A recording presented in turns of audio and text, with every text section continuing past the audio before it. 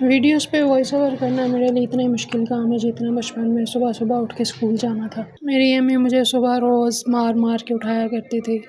اور اگر تو مجھے جانا ہوتا تھا تو میں اٹھ جایا کرتی تھی، پر اگر مجھے نہیں جانا تو میں ڈھیٹوں کی طرح پڑی رہتی تھی جیسے کہ کوئی مردہ پڑا ہوا۔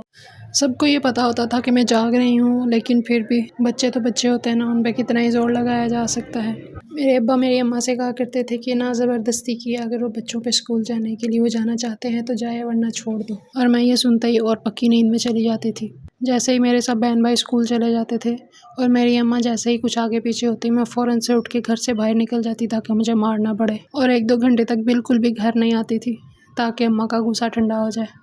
اور پھر اماں کا موڈ اچھا کرنے کے لیے میرے پاس صرف ایک ہی ٹرک ہوا کرتی تھی کہ میں اماں کے ساتھ گھر کے سارے کام کروایا کرتی تھی۔ اس سے ان کی ہیلپ بھی ہو جایا کرتی تھی اور ان کا غصہ بھی کم ہو جاتا تھا اور مجھے مار نہیں پڑتی تھی۔ اور میں صرف تبھی اسکول نہ جانے کی ضد کیا کرتی تھی جب مجھے یا تو ہوم ورک نہیں کیا ہوتا تھا یا پھر مجھے کوئی سبق یاد نہیں ہوا کرتا تھا۔ ہمارے اسکول کی انٹرنس پہ ایک بورڈ تھا جس پہ لکھا ہوا تھا مار نہیں پیار، اور اسی بورڈ کے سامنے کھڑا کر کے ہمیں ایسی مار لگائی جاتی تھی نا کہ ہمارے 14 طبق روشن ہو جاتے تھے۔